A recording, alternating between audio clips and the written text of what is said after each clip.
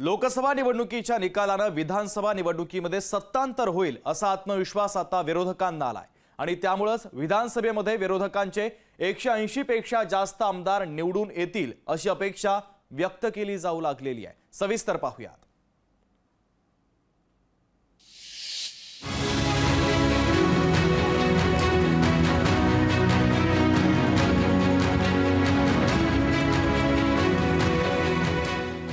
लोकसभा निवडणुकीचा निकाल महाविकास आघाडीच्या नेत्यांचा उत्साह वाढवणार आहे।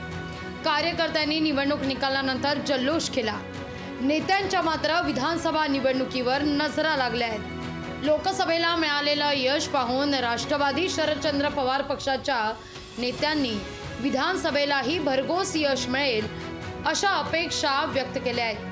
विधानसभा निवडणुकीत जवळपास 180 आमदार निवडून येतील असा विश्वास जयंत पाटील व्यक्त करतायत। महाविकास आघाडीचा टीमवर्क चांगलं महाराष्ट्रात चालू आहे। तिन्ही पक्षामध्ये सामंजस्य आहे आणि त्यामुळे पुढच्या विधानसभेच्या निवडणुका आमची अपेक्षा आहे की आम्ही एकसंघपणाने लढवल्या तर महाराष्ट्रात 180 पेक्षा जास्त आमदार आमचे निवडून येतील याची आम्हाला खात्री आहे, कारण महाराष्ट्राचा वातावरणच आता तसं आहे।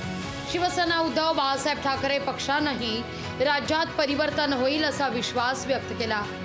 राज्यातील जनता फोडाफोडीच्या राजकारणाला कंटाळली असून महायुतीला सत्तेतून खाली खेचणार असं संजय राऊतांना वाटतंय। आज तुम्ही 23 वरून 7 वर आलेला आहात।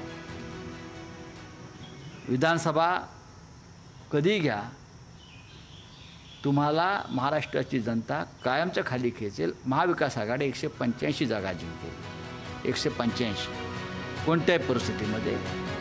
विरोधकांनी जनतेचा आवाज बनावं, पण त्यासाठी जनतेत जावं लागतं, लोकांपर्यंत पोहोचावं लागतं।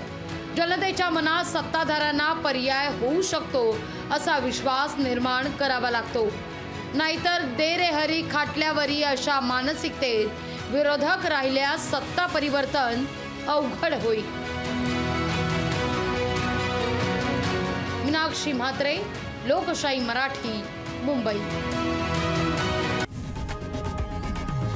लोकशाही मराठी ऐका, पहा, जागरूक रहा।